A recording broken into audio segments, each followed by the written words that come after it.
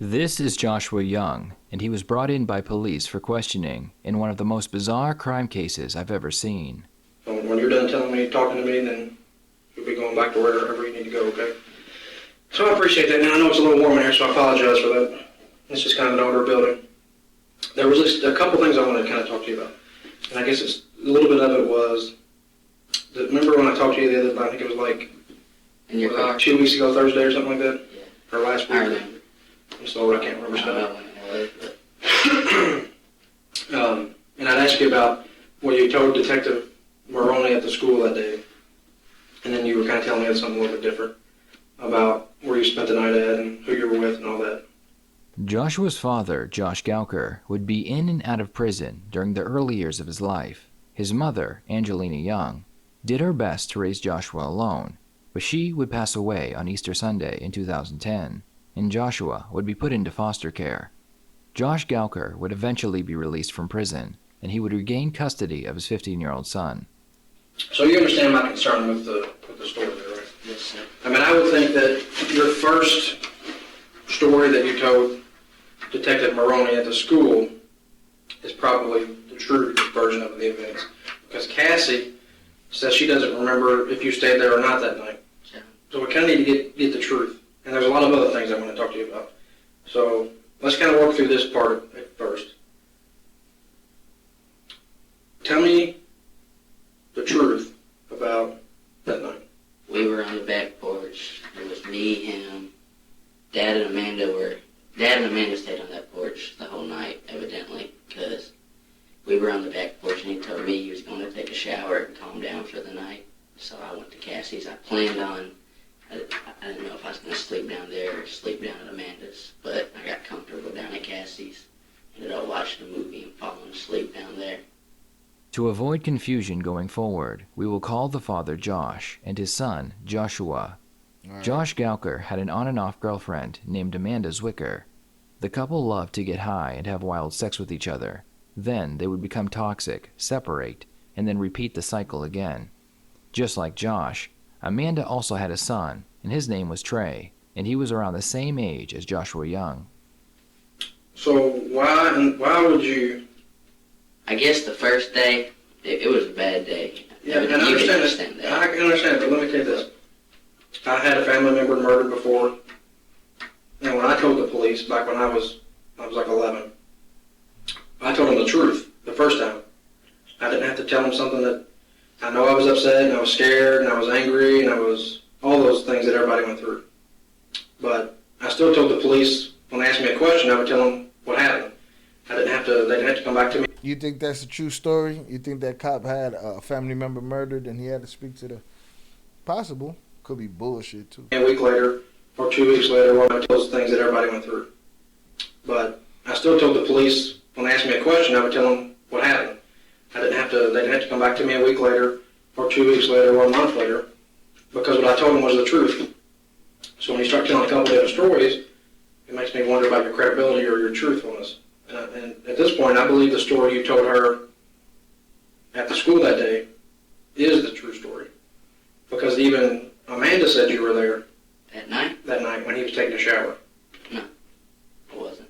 You can ask my dad. I mean, but You can ask. the stories aren't even, well, your stories aren't even close. To, I wasn't there. I was down at Cassie's watching TV, getting comfortable. To, I was there. I saw him take a shower.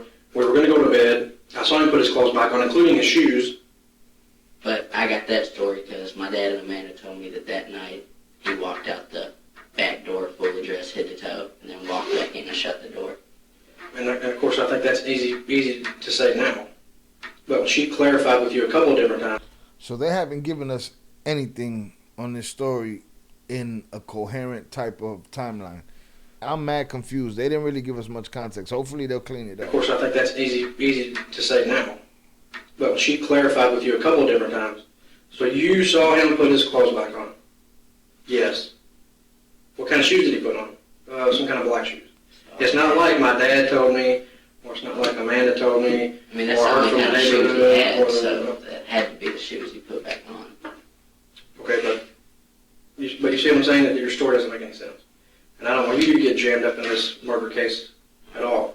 Amanda would become pregnant with Josh's baby, and they Okay. would celebrate this happy occasion.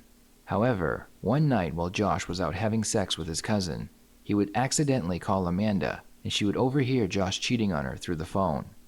Amanda decided she wanted nothing to do with Josh or the baby they created together. All right. That was a handful. He cheated on her with his cousin. She caught him. So without telling Josh, she would have an abortion. Oh. So that's kind of where we need to work through right now before we go into some other things. Foul shit. I think you were in the house that night. I was not. I think you saw him take a shower. I think you saw him put his clothes back on, and I think him and your dad went back down to where this happened at. No, sir. And let me just read my phone here real quick. See on my phone? A lot of people have these nowadays. It's got a voice recorder on it. And we can record, and I can talk and say, Chop, hello, how are you doing, Josh Young? And I can stop it. And I can save it. And I can play it. I can talk, say, Chop, hello, how are you doing, Josh Young? Why? What is this whole... See how that works? And you would never know if that was on the... You'd never know if this was sitting right here with you. That I was recording our conversation. You would have no idea. So you have talked to a few people that were smart enough to do something similar to this, either with their phone or with a little digital recorder or something like that. And I know you've talked to a few people. Just you. I don't mean police-wise, I mean friends. Some of your friends you've talked to. And you've told your friends a few things, a little more in detail about maybe what happened to Trey. Amanda, Josh, Trey, and Joshua would all continue living under the same roof. Joshua and Trey had two very different personalities, and this would lead to a very dysfunctional relationship between Trey the two was stepbrothers. Joshua would get into trouble constantly, while Trey was a freshman honor roll student at the local high school he attended. Amanda and Josh would continue to use drugs and live their chaotic lifestyle until May of 2011, when Trey Zwicker would be found dead near Liberty High School, which was not far from his home. All right, there it is. We finally got it. So it was the kid, Amanda's son, that was murdered. Text message from some of your friends that they were sending to their other friends, telling them what you had told them. Well, I've told you the truth. That he was killed. Really haven't told her anything. Who's some of your other close friends? After that incident, nobody was really able to come back around. Okay, but just because they don't come around after the murder, I mean, there's still people you knew or were acquaintances with, or... I was pretty cool with everybody on the street. Everybody was always down there. Cassie's, Amanda's. Why would some of your friends, male or female, come to me and say that you and your dad were talking about how you all would kill people before Trey was murdered, and that Trey was murdered in a similar fashion how you described how you and your dad would do it? Running around, running his mouth for clout to his friends. I Damn have no himself. idea. So why would they lie about that? Grudges? I don't know. I get along with everybody. So if I had a grudge with, So nobody would really have a reason to lie. like to say that CPS worker Bridget, say I had a grudge with her. I'm Bridget. Yeah, that's just one thing. So if I had a grudge with her for any reason, some kind of work issue, do you think I would go around saying, I mean, that'd Bridget told be me- a horrible thing. I know what Bridget you're told saying. me that her and her mom were going to talk about how they were going to kill somebody. I know what you're And then, you know what I'm saying? Yeah, that's a horrible That's- thing. Maybe for credit. It'd be Maybe something to be- different on a grudge. You could be like, Maybe to be noticed. I don't know. were you talking about stuff like that maybe to be noticed? Want to feel like the Never man. once talked about killing anybody. And I never heard my dad talking about killing anybody. And my dad liked Trey, and so did I. After Trey's body was discovered, Josh and Joshua would both disappear. The police We got instead of ICP, Hatchet Man. Hearing. began a search for the missing father and son. They received a phone call from a woman who told them that she had been held at gunpoint and forced to drive the father and son to Alabama. Thanks to this, she had been held, father and son, and Joshua would both disappear. After Trey's body was discovered, Josh and Joshua would both disappear. The police began a search for the missing father and son. They received a phone call from a woman who told them that she had been held at gunpoint and forced to drive the father and son to Alabama.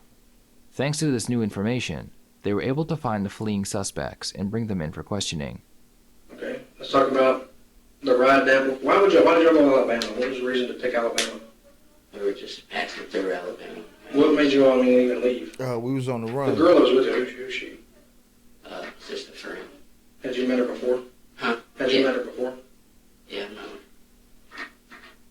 I mean, because obviously your dad is on parole, so he's not allowed to even leave this county. And I know a few weeks ago y'all went to Michigan. And then y'all went to Alabama. So what was the conversation in the car? Going down to Alabama, y'all driving in the car, what's the conversation y'all had? Can't even remember. And I'm specifically talking about just incident, Trey. I don't even know if we talked to Trey about Trey on the way to Alabama. You all talked about it because she did the same thing. She knew that your dad might be a little. She's not sure if she could trust him all the way, so she recorded some of y'all's conversations. I don't believe that because we didn't talk about Trey on the way to Alabama. So why would I hear on the recording that you all were talking about, you specifically talking about, you were kicking Trey in the head? I don't know. That didn't happen. I never have said that in my life. Now, this video's titled "When the Criminal's Smarter Than the Detective."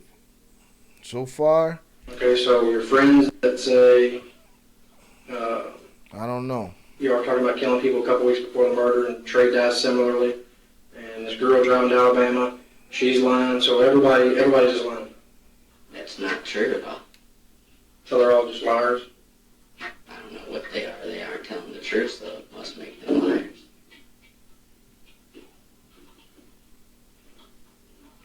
So have you had a chance to think about, obviously, I mean, your life was pretty good while your dad was in prison, you got to admit. You had a much better situation. I mean, I love my dad more than anybody in this world, and I'd rather be with him than anybody in this world. So my life was much better with my dad. So your life was better getting arrested in Alabama? Being with my dad, it's all worth it. Outlaws. Really? So you would rather not be in a secure home, having a secure If I'm with school, my dad, having a decent family, having Trey as your friend, now he gets out of jail, or he gets out of prison, and Amanda quits her job, he goes to jail, Trey gets murdered, I mean, all that stuff's better? That's better to you? of course not. I said being with my dad is better than being anywhere else. Josh Gouker was charged with kidnapping, but after they found out that he had a previous relationship with the victim, the case fell apart and he was released. However, his son was not so lucky. Prosecutors believed that Joshua Young was the one who killed Trey, and they were working on building a case against him to try him as an adult.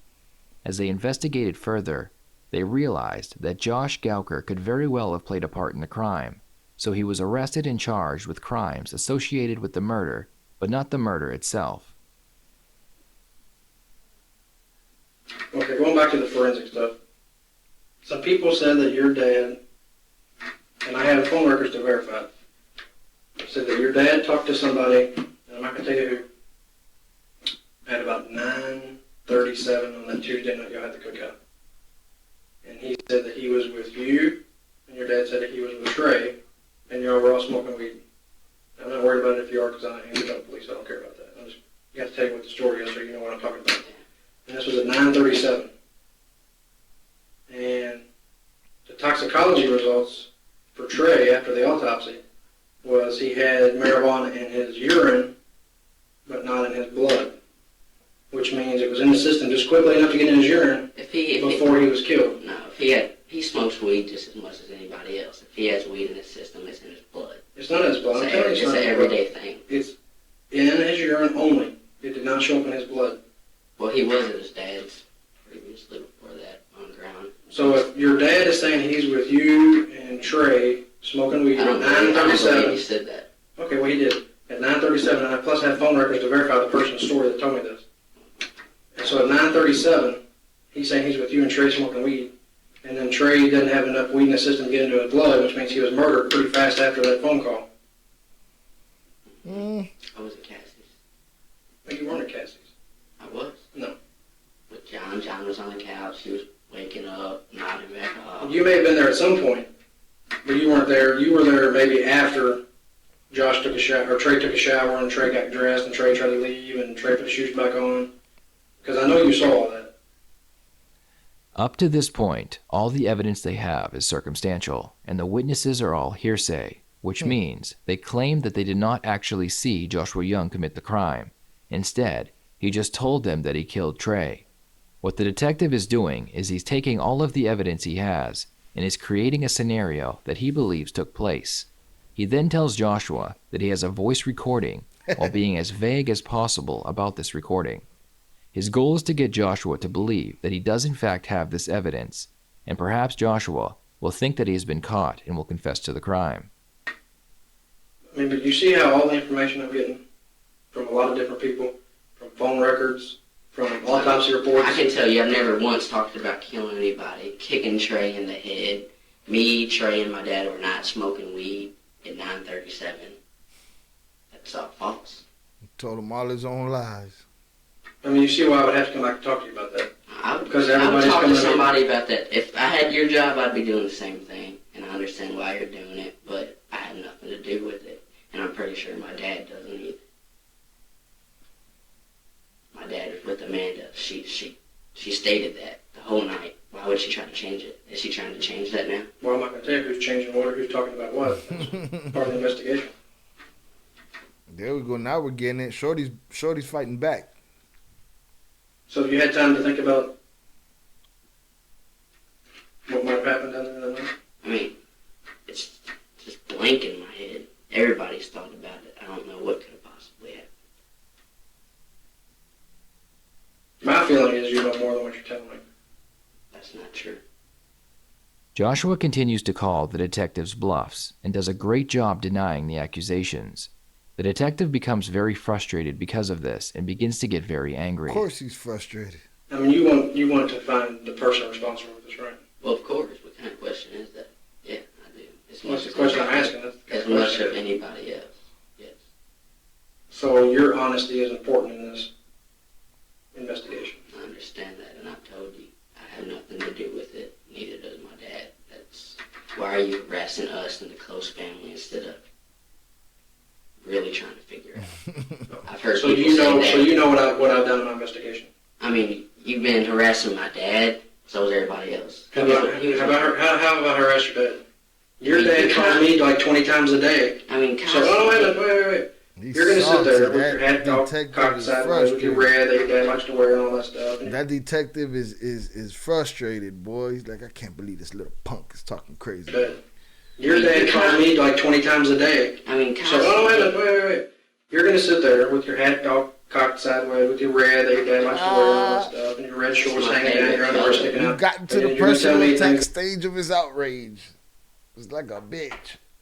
that you have no idea about. And your red shorts hanging down, your underwear sticking out, and then you're with your red that your dad likes to wear. And all that. He's resulted to personal Your dad attack. calls me like 20 times a day. I mean, So, wait.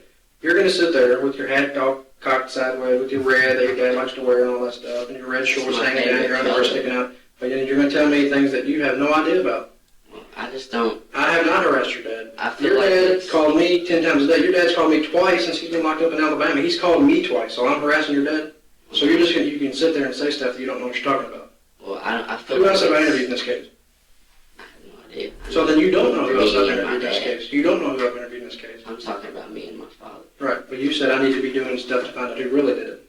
But you don't know what I Instead of did. interviewing So to me, sit there and just run your Dad, mouth is Amanda, pretty inappropriate. This cop's just wasting time now. You should be swearing. but I didn't mean it that way. I just Well, meant how do you mean He's it when I gonna tell- say they're you're gonna I tell think it's an harassing me? inconvenience that you're interviewing me right now and I don't know anything. Okay, but you just said 10 minutes ago that if you had my job, you would ask you the same question. Yeah, but not keep on going and going and saying that you think I know more than I'm saying, which I don't. I think that's harassment. That's calling me a liar. Well, It is. I mean, I hope you're telling me the truth, because I mean, obviously some of the things I know you're not telling me the truth on. For things I've heard with my own ears on the recordings and things I've heard you say with your own words. Yeah. I know it's not the truth. And that's why I'm giving you this last opportunity to tell me The last the one truth. again? I told you the truth. And I'd like to go now. I'm starting to feel uncomfortable with this whole thing.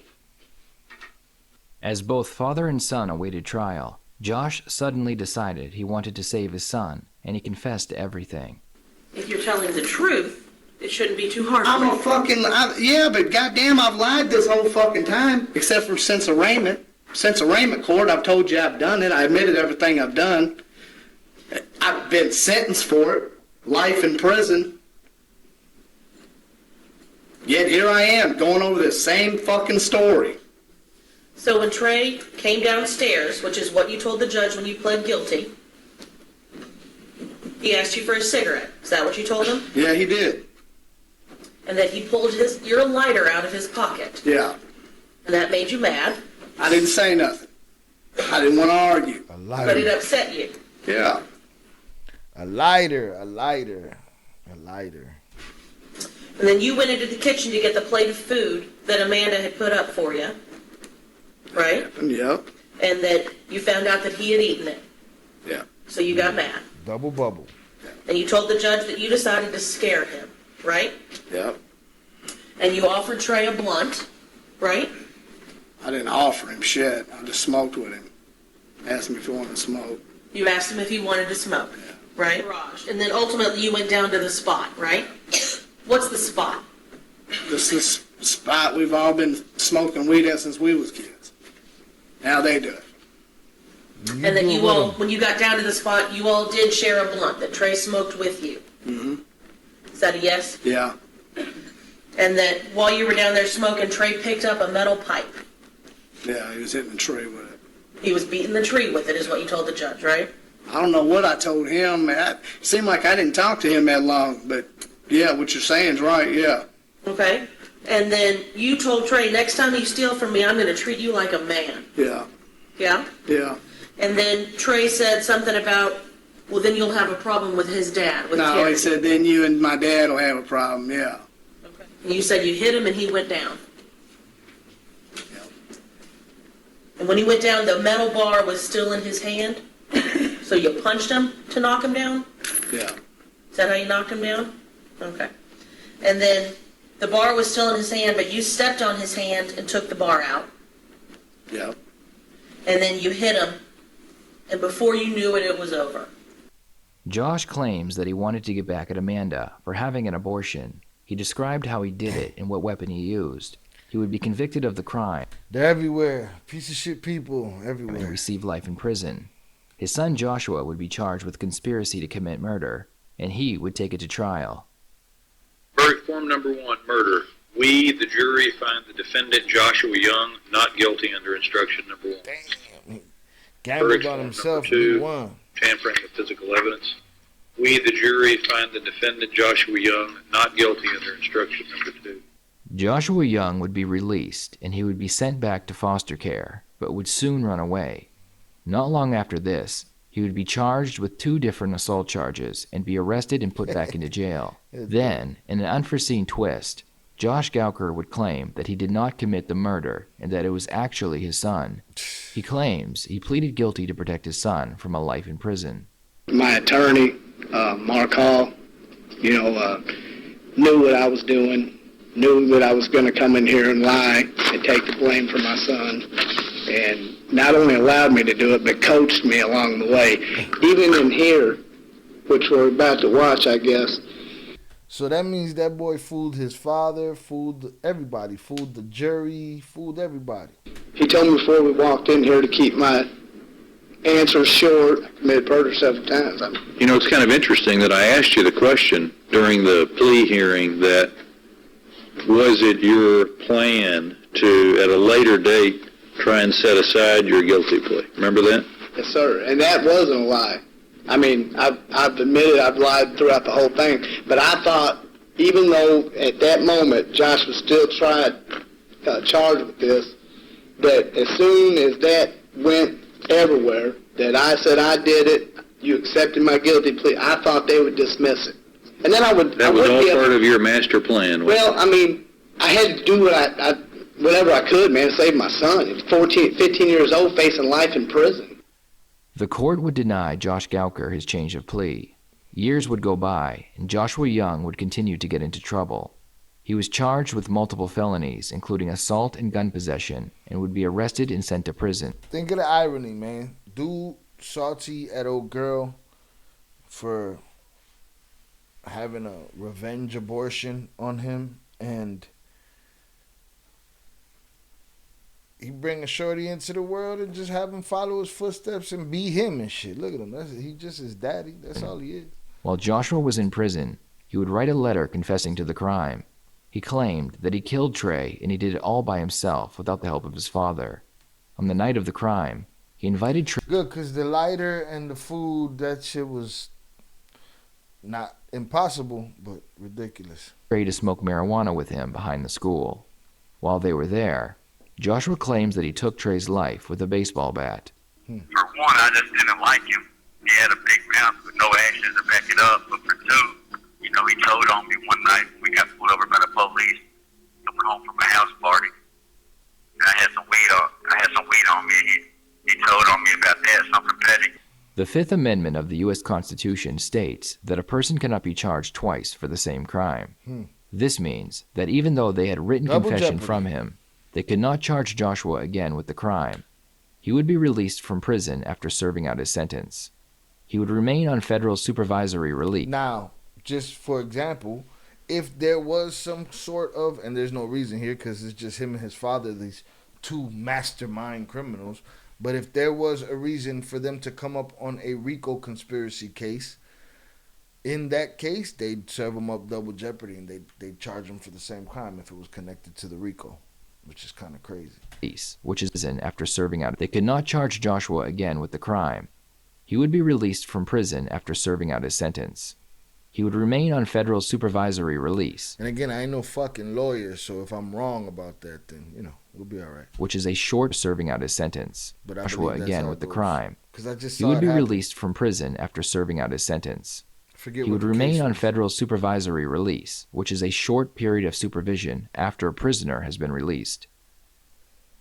I'm at a loss for words. I don't understand what this guy's problem is. So I said, did you kill Trey? He said, no, I did not. That you did. That you killed Trey. You said you killed Trey? Not the truth, which leads me to think what's next with him. I've been waiting for the chance to actually explain this. My dad and Amanda, as they were having sex on the back porch that night, Trey had tried to sneak out of the back door. He tried to sneak out of the house after he'd already took the shower. And during that day, I've heard Amanda and Dad explain time and time after again the last time they seen him and what he was wearing. And, it was just a hard day for me. And if that's what makes me look guilty, I'm sorry, because I'm not guilty. In 2021, Joshua would violate his federal supervisory release and would be arrested again. His father, Josh Gouker, remains in prison as he serves out his sentence. In the end, we are left wondering who committed the murder, or was it both father and son? Does Joshua continue to commit these crimes because he feels guilty about his father getting convicted of the murder? Both Josh Gouker and Joshua Young had reasons to commit this crime. Joshua did not get along with Trey. Trey was an honor roll student while Joshua continued to get into trouble. Josh Gouker had reasons to get back at Amanda for taking away his unborn child, so he could have very well committed this crime. The final possibility is, of course, they both did it together. Perhaps Joshua wanted to make his ex-con father proud, so he took Trey's life. We may never know exactly what happened that night, and for now, both father and son remain behind bars. Josh Young was picked up by U.S. Marshals yesterday for violating his federal supervisory release. Young was acquitted of beating his stepbrother, Trey Zwicker, to death in 2011 after Young's father admitted to the killing. But in 2019, Young sent a letter to media claiming he was the one who beat Zwicker with a baseball bat. Young cannot be retried for the murder because of double jeopardy, but he's had numerous run-ins with the law since his acquittal. That boy's daddy brought him in this world to be a carbon copy of his bum ass. And then they sit here lying for each other in courtrooms and shit. That kid didn't know what he was in for. Sitting there with a couple of wolves.